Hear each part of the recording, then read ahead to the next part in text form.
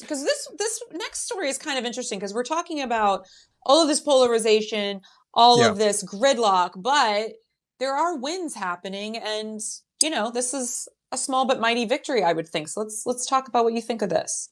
debatable. Oh, Debatable.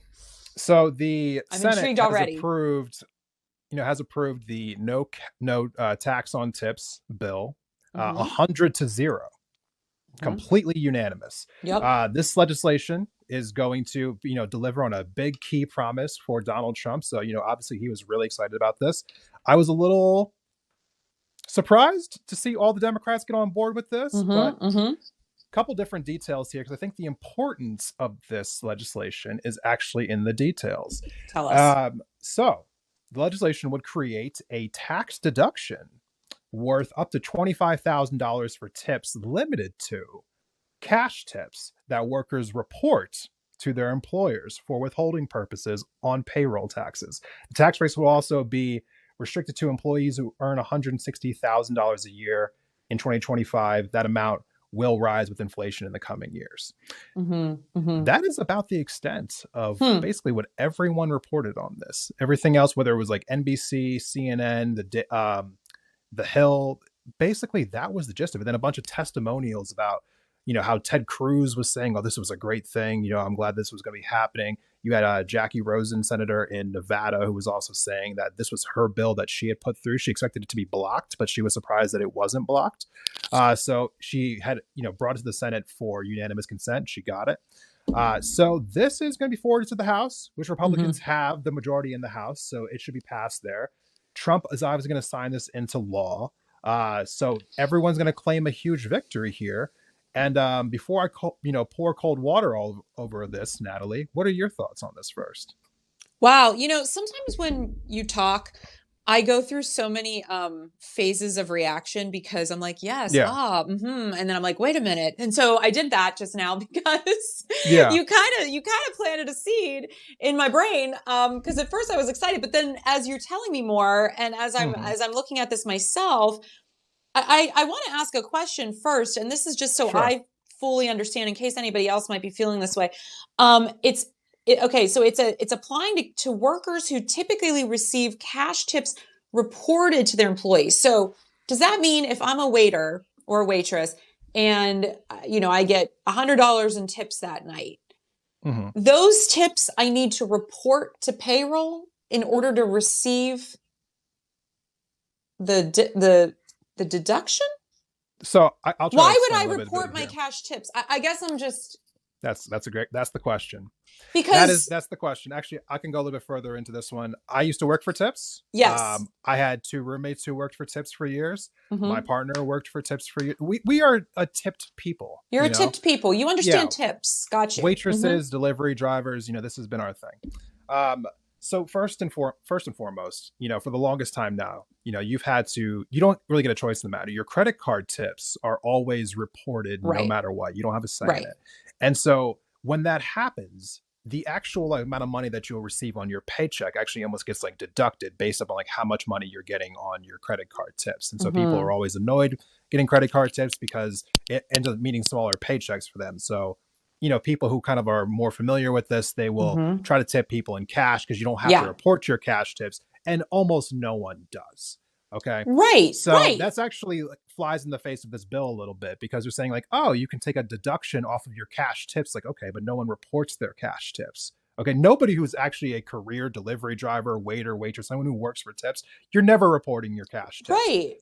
So this is a giant just So it's a what's the joke.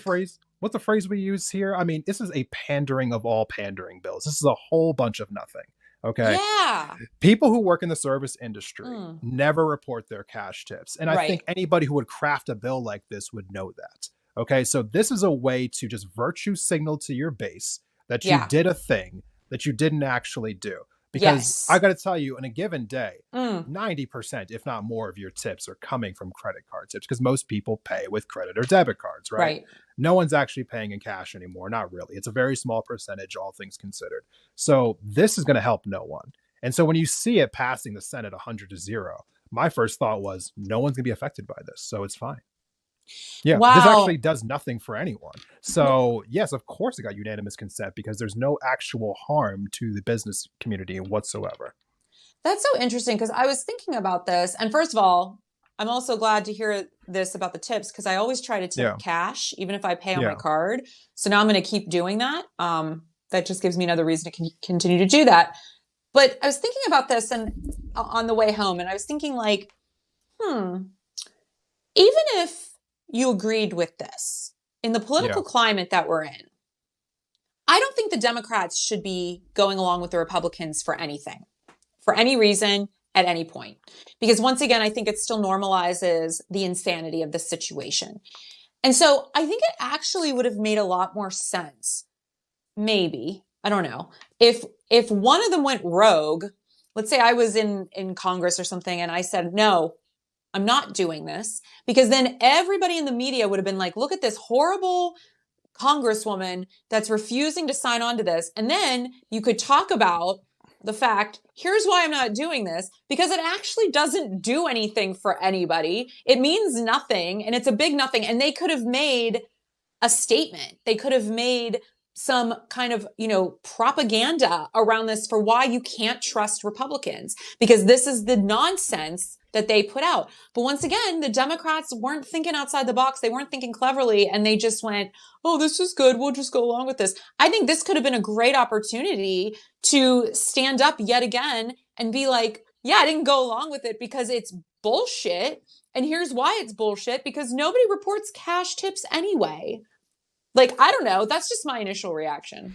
Right. And also the fact that it's a tax deduction that you would get after the Right. fact. You're not even Right. actually eliminating the taxes on the cash Exactly. tips. So you're Exactly. asking people to report cash tips, which they never do. And then you're hoping that they get a deduction and you're not sure what it will be or how much. Or no, it's all a joke here. I think this might be one of the rare times we have a point of disagreement here, in the sense of I We're think going to be that okay. It's going to be okay. we're going to be okay. If the Nobody bill panic.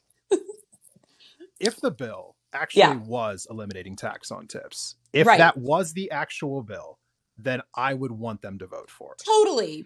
And I But, wouldn't care about normalizing, mm, the Republicans in this particular case, mm-hmm, because mm-hmm. I think that what is the most important thing is bringing relief to working class people who are being crushed. I mean, people who work in this industry, as I can tell you from That's fair. firsthand experience, like these are people who are struggling, like Yeah. really bad. I mean, you are relying on tips to survive. You're not doing too hot, okay? And so the people who could actually use the relief here of not having their credit card tips taxed as much, it's going to mean higher paychecks for them.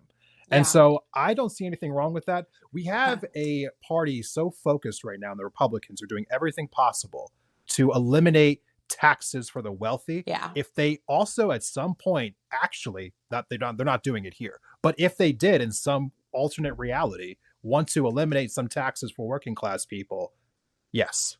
Okay. Yes, I would be supportive of that. I will take that under advisement in my pretend congresswoman place that I'm not actually in, as my advisor. No, Yeah. I understand and I totally agree with you. And I do think that at the heart of everything, we should be trying to create relief for working and middle class families, period, point blank. But this was not that case. So I still No, think it it was would not. have been a lot better of a decision from a PR perspective and from a messaging perspective for one of them to have gone rogue and just been like, I'm not doing this because it's BS. And that would have been, I think, a bigger thing because it would have called attention to the fact that this is crumbs. This is like the Republicans and Trump's fascist regime are eating all of these cookies, and there's like 2 or 3 tiny little crumbs, and they're kind of just like brushing them our way, and they're going, you can have those. Sarah, aren't we Yeah. generous? Aren't we magnanimous? Aren't we amazing? It's very let them eat cake, and it's disgusting. It's Yeah, disgusting.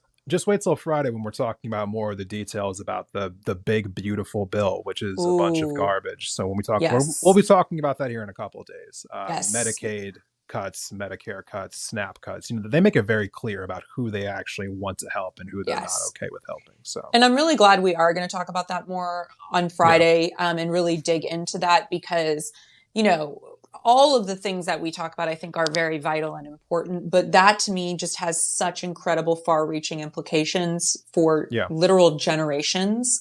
right. If it were to happen. So I'm glad we're going to be discussing that. And if you're just joining us, I'm Natalie Bencivenga. And this is Desmond Price of Independent Thought. And we're doing a little news roundup today. And we've got one more story to touch on. But Desmond, if people want to subscribe to our Substacks, where can they do? How can they do that?